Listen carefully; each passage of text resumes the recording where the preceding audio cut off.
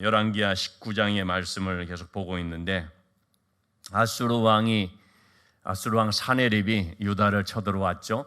유다는 절체절명의 위기에 빠졌습니다. 그때 유다 왕 히스기야가 하나님 앞에 엎드리게 되죠.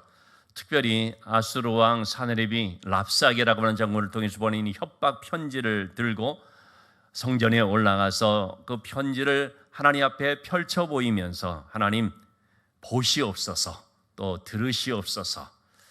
눈을 지으신 분이 보지 않겠느냐, 귀를 지으신 분이 듣지 않겠느냐 말씀을 드렸습니다만, 이렇게 하나님 앞에 직접 펼쳐 보이고 또 마음을 토하면서 하나님 앞에 간절히 기도하는 가운데 하나님께서 주시는 응답이 있었던 것이죠. 이제 그 히스기야의 기도에 대해서 하나님이 말씀하시는 차례입니다. 20절의 말씀에서 이사야 선지자를 통해서 하나님께서 말씀해 주셨습니다. 한마디로 뭡니까? 내가 들었다 하는 것입니다.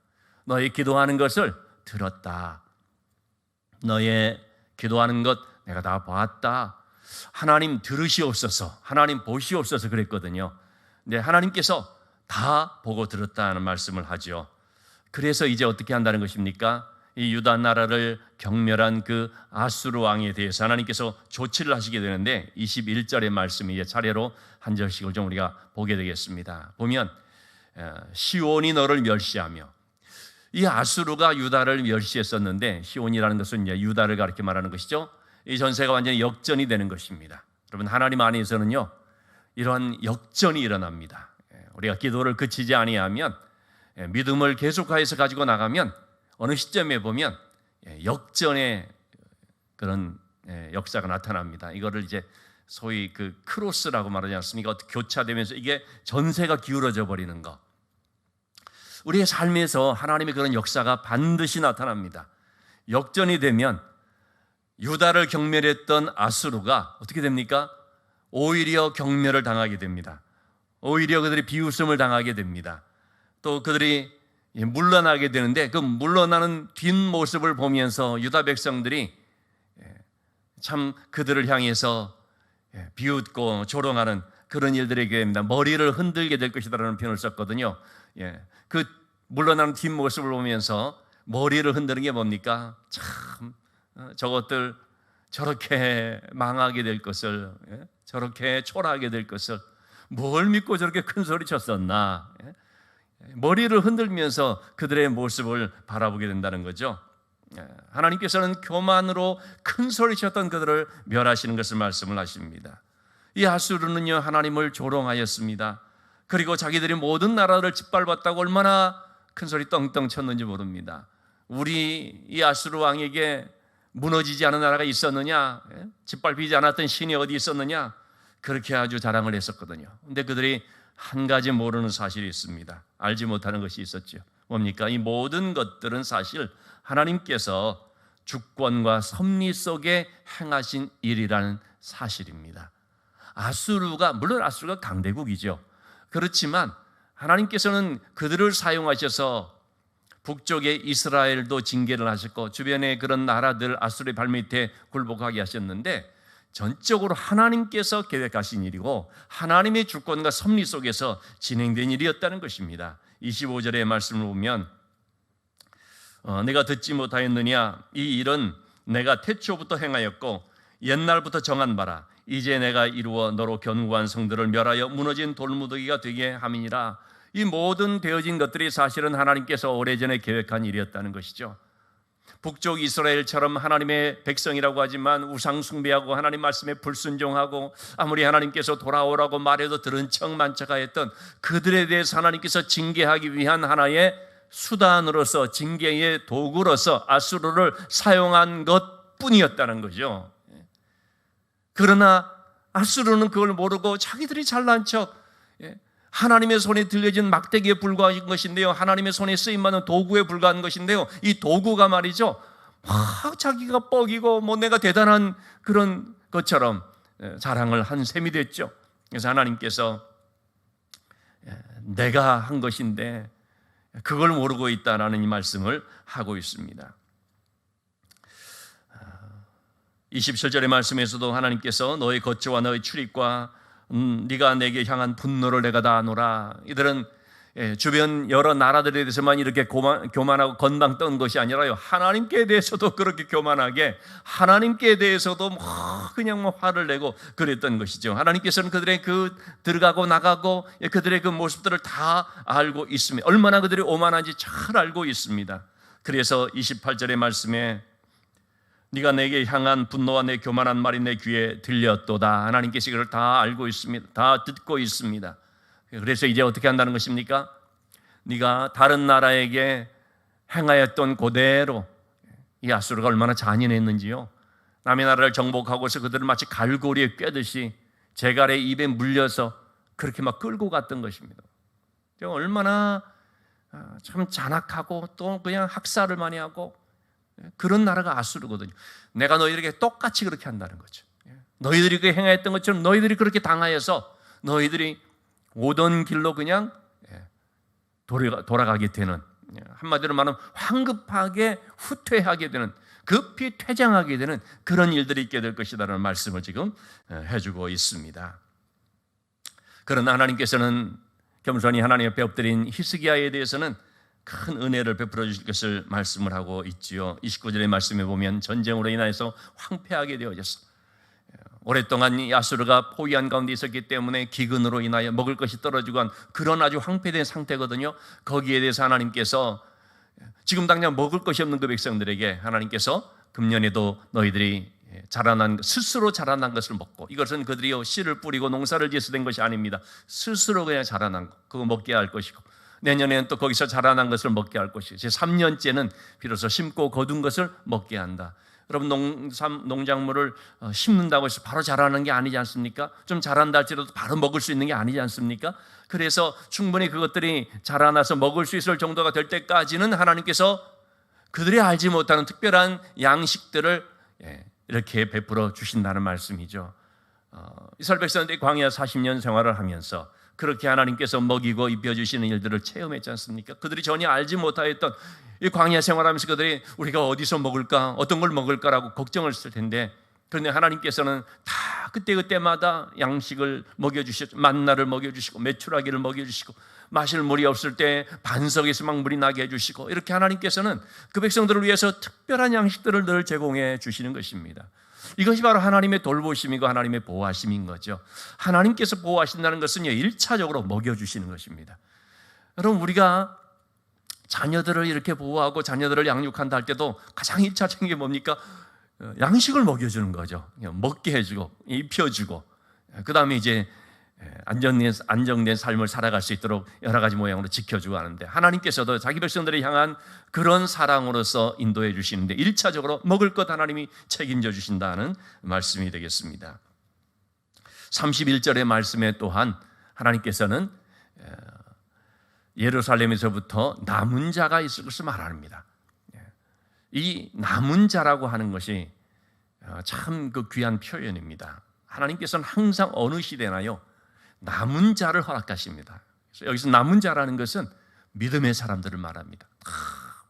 세상적으로 나가고 불신앙 가운데 또는 그냥 죄 가운데 살고 그럴지라도요, 남은 자들이 있습니다. 아합의 시대 같은 경우에는 다들 바알이라는 그 우상에게 무릎을 꿇고 다 한결같이 우상 숭배하는데, 그런데 바알에게 무릎 꿇지 않는 자 몇 명입니까? 7,000명을 남기셨다고 하거든요.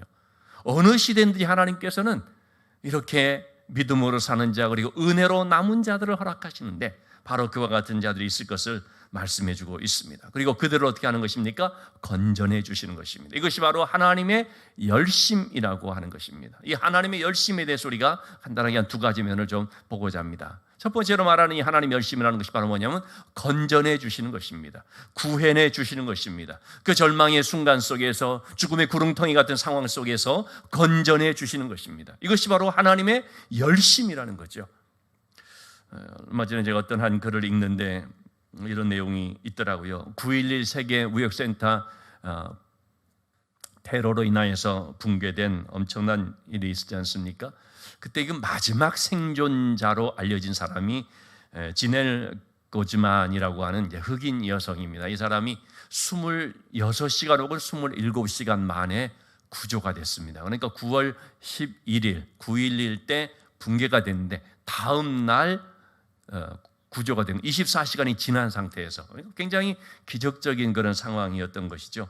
어떻게 그 돌더미 속에서 24시간 동안 생존해 있다가 구조될 수 있었느냐, 참 굉장한 것이죠. 한 20주년 아마 그 인터뷰 때 얘기를 한 것 같아요. 그때 이제 이 구즈만이라는 사람이 그런 얘기를 했습니다. 자기가 64층에서 근무를 하고 있었는데 이 그냥 폭발 사고가 일어나게 되니까 후다닥 이제 내려가게 되겠죠. 그래가지고 13층 정신없이 내려가는데 13층까지 내려왔습니다.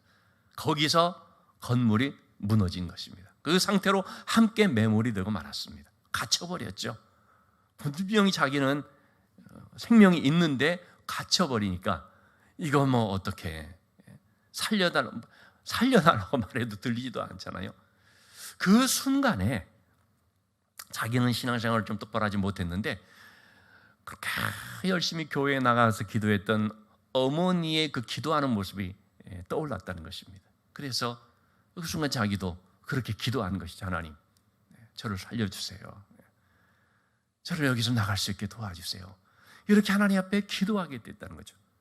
그러는 순간에 틈새로 불빛이 보이더라는 것입니다. 약간의 어떤 틈이 벌어지면서 이제 불빛이 보이는데, 그러니까 더 힘을 내서 하나님 앞에 간절히 기도한 것입니다. 제가 사나 죽으나 모든 건 하나님 앞에 맡깁니다. 하나님 뜻대로 하시길 원합니다. 그러면서 이제 열심히 또 기도를 하는데 그 불빛 사이에서 웬 소리가 들리는 것 같았습니다. 그래서 자기가 이제 얘기를 한 것이죠. 나를 좀 살려달라. 다리가 끼어 있어서 꼼짝할 수 없어서 움직일 수 없어서 어떻게 내가 조치를 못하는데 나를 좀 도와달라. 그런 식으로 이제 아마 얘기를 한 것 같습니다. 그랬더니요, 그 사이로 불빛이 이렇게 비춰지는데 그 가운데 이제 한 사람이 이렇게 손을 내밀더라는 거죠. 내 손이 보이느냐고, 내 손을 한번 잡으라고. 그 작은 그런 어떤 틈새 사이로 한번 그랬겠죠. 그러면서 이제 그가 하는 말이 아마 조금 있으면 구조되고 올 것이다. 그러니 절대로 정신을 놓으면 안 된다. 살아 있어야 된다. 계속해서 말을 시키면서 용기를 주고 격려를 주고 계속 그러더라는 것입니다. 하여튼 그런 가운데 드디어 이제 이 구즈만이라는 사람이 구조가 됐습니다. 그때 이제 그 얘기를 할 때 이 사람이 뭐라고 했냐면, 내 이름은 폴인데, 그런데 안심을 시키면서 얘기하는 거죠. 당신은 이제 살 수가 있다. 그래서 이제 이 구즈만이라는 사람이 구조가 되고 나서 그 다음에 이제 구조대원들 가운데 이 폴이라는 사람을 찾아 나섰겠죠. 폴이라는 사람이 어디 있는가 해서 찾아봤는데 그런 사람 없다라는 거예요. 그런 사람 없다는 거예요. 그래가지고 이 구즈만이라는 여성이, 아니 그럼 도대체 내 손을 잡아주고 나에게 폴이라고 하면서 용기를 줬던 그분은 도대체 누구냐? 어디서 온 분이냐? 그래서 그는 이제 자신이 하나님 앞에 열심히 기도하면서 하나님께 생명을 맡겼더니 폴이라는 사자를 하나님께서 보내주신 것이 아닌가 하는 그런 신앙적인 간증을 하는 것을 좀 볼 수가 있었습니다. 하나님께서는 언제나 이 믿음의 사람들을 위해서 열심을 내어주십니다. 특별히 이 하나님의 사람들이 어려움에 처해 있을 때는 하나님께서도요 더 열심을 내주십니다. 아프고 힘든 가운데 있으면 하나님께서 더 손 굳게 붙잡아 주시고 더 강하게 말해 주시고 더 우리로 하여금 하나님만 바라보고 의지할 수 있도록 용기를 주시고 그렇게 하나님께서 역사해 주시는 것을 볼 수가 있습니다. 자, 그런 하나님의 열심은 또 어떤 면으로 나타나느냐? 대적들을 멸하시는 것으로 나타납니다. 32절에 33절의 말씀을 보면 이 아수르가 유다를 포위해서 공격하기 위해 모든 만반의 준비를 다 하지 않았습니까? 나중에 보면 알지만 18만 5천이라고 엄청난 대군이 에워싸서 금방이라도 함락시킬 것처럼 그렇게 아주 탁 준비된 가운데 있었습니다. 그러나 하나님께서 어떻게 조치를 하셨습니까? 이들이 성에 가까이 이르지 못하도록, 화살 하나 쏘지 못하도록, 방패로 성을 향하여 지켜 세우지도 못하도록, 성을 무너뜨리기 위해서 토성이라는 것을 쌓거든요. 그 옆에다가 진흙더미로 이렇게 쭉 쌓아 올라가서 위에서 이게 성을 향해 공격하도록 하는 것이지 않습니까? 근데 그 토성도 하나 쌓지 못하도록 하나님께서 그렇게 간섭하시고 역사해 버리신 것이지요. 그러니까 그들은 활 한 번 쏘아보지 못하고 물러가게 되는데, 그들이 한날 한시에 완전히 송장이 되어버렸거든요. 그래서 그들이 물러갈 때 어떻게 됐겠습니까? 얼마나 정말 비참하고 얼굴을 들 수 없을 정도로 폐잔병의 신세가 돼서 물러나게 됐는지 알 수가 없죠. 이렇게 하나님께서 그들로 하여금 그 왔던 길로 퇴각하도록 만들어 보시는 것을 알 수 있습니다. 이것이 바로 하나님의 열심이라고 하는 것입니다. 자, 그런데 이런 하나님의 열심은 무엇 때문에 주어진 것이었느냐? 34절의 말씀 보니까 내가 나와 나의 종 다윗을 위하여 이 성을 보호하여 구원하리라 하셨나이다 하였더라. 다윗과의 약속, 이 다윗과 맺은 언약, 너와 너의 집안과 너의 나라, 너의 왕권을 하나님께서 보장해 준다. 하나님께서 책임져 준다. 그 가지 돌봐준다.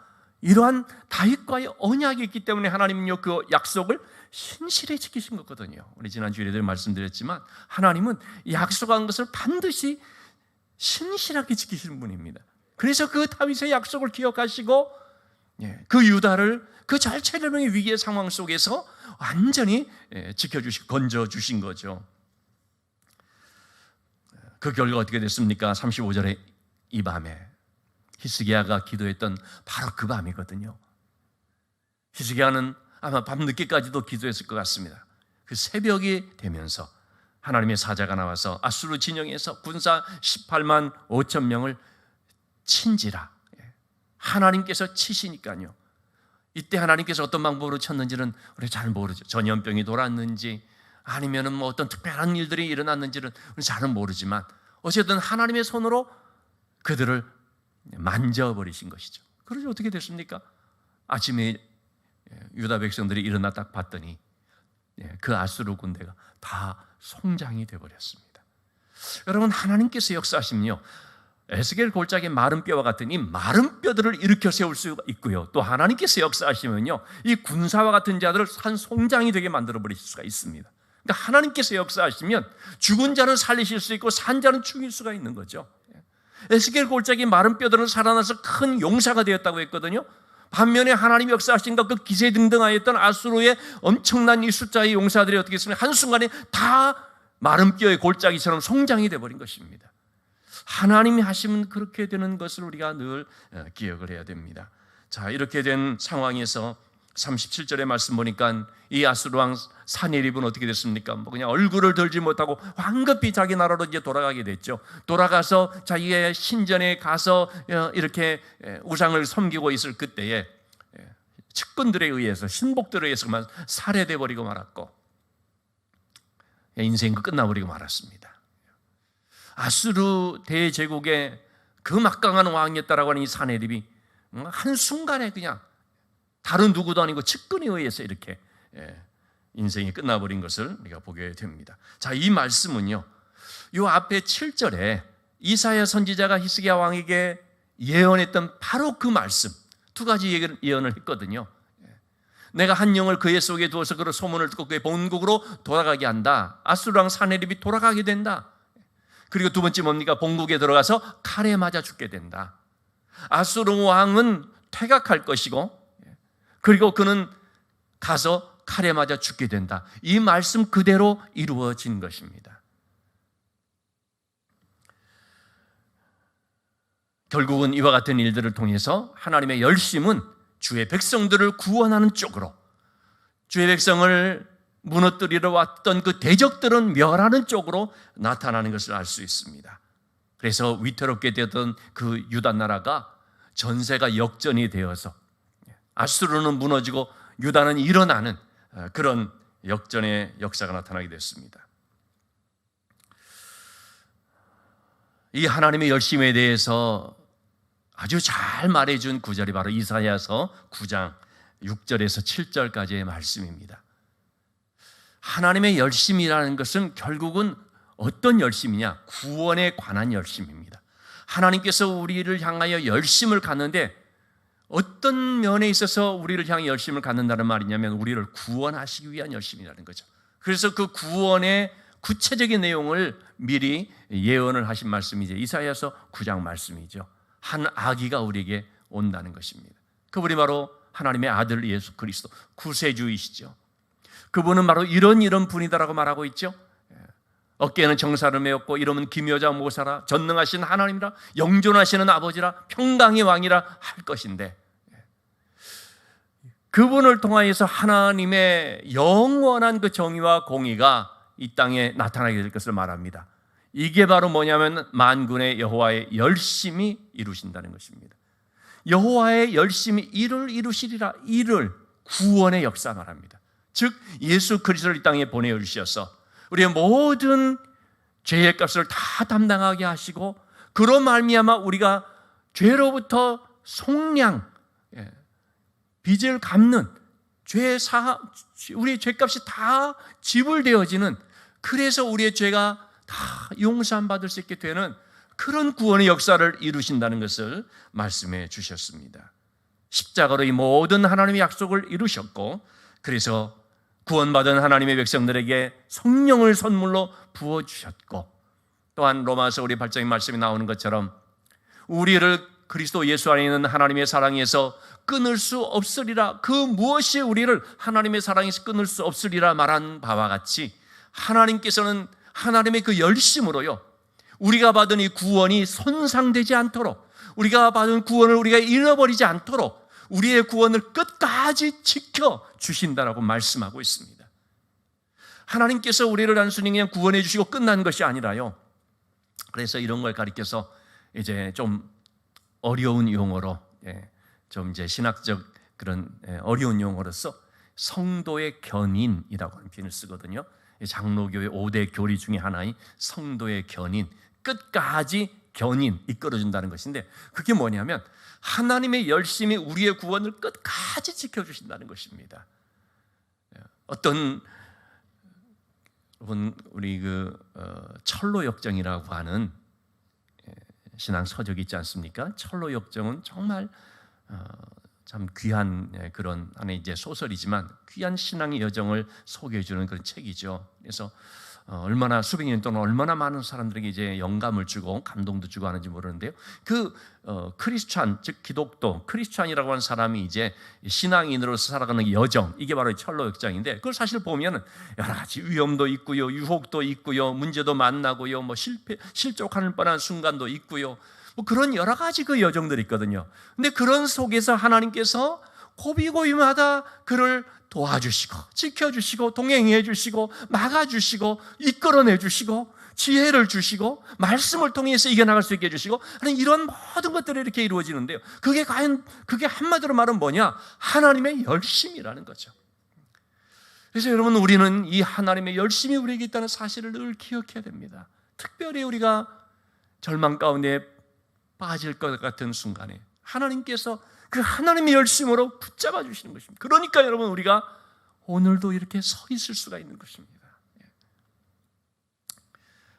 제가 지난주 수요일날 좀 불편한 얘기를 좀 했었는데, 참 그래서 많은 분들이 뭐 저를 위해서 기도해 주시고 또 응원을 해 주시고 격려해 주시고 막 그랬는데, 제가 느껴지는 것이 뭐냐면 이게 바로 하나님의 열심이라는 것입니다. 누군가를 통해서 우리를 붙들어 주시고 막 격려해 주시고 용기를 갖게 하시고 기도해 주고, 그럼 그게 결국은 누가 하는 것이겠습니까? 하나님이 하시는 거거든요. 하나님께서 사랑하는 자녀가 상처 입지 않도록, 어떤 것으로도 손상되지 않도록 정말로 우리는 부서지기 쉬운 자거든요. 그야말로 우리는 진흙이 아닌 티끌 먼지, 그렇게 아주 조금만 건드려도 참 부서질 수 있는 연약함을 가지고 있는 자들 아닙니까? 그러나 바로 그러한 우리 연약함 때문에 하나님께서 계속해서 그냥 불꽃 같은 눈동자로 돌보시면서 지켜주시는 것을 볼 수가 있죠. 자, 이와 같은 하나님의 열심을 우리가 알아야 된다는 것이죠. 때문에 우리는 어떻게 됩니까? 하나님, 우리를 향하신 이 하나님의 열심에 대해서 우리 또한 하나님께 대해 열심으로 나가야 됩니다. 정말 이 하나님의 열심에 우리가 그냥 감사합니다라고 끝나는 것이 아니라 우리가 그렇게 반응을 해야 됩니다. 나도 하나님을 위해서 그렇게 열심으로, 하나님이 나를 위해서 그렇게 열심으로 나를 사랑하시고 나를 지켜보호해 주시고 나를 붙잡아 주시고 하신다면, 그러면 우리 또한 하나님을 향한 열심으로 나가서 기도하고 또 하나님 찬양하고 믿음으로 살기를 힘쓰고 말씀에 순종하기를 힘쓰고 우리 또한 하나님께 대해 열심으로 반응해야 되는 것이죠. 염려와 불안과 두려움이 있을지라도 히스기야가 그 가운데 하나님께 엎드려 기도하였고, 그래서 하나님의 도우심과 은혜를 체험했던 것처럼 여러분, 우리도 여러 가지 주어지는 이 상황들 속에서 낙심될 수 있는 그런 마음도 우리에게 생길 수 있지만, 어쨌든 그 속에서 하나님 앞에 엎드리고 그 속에서 하나님을 찾고 하나님의 은혜를 갈망하면서 기도하는 가운데 하나님의 도우심을, 하나님의 그 크신 은혜를 체험하는 삶이 될 수 있기를 주님의 이름으로 축원합니다.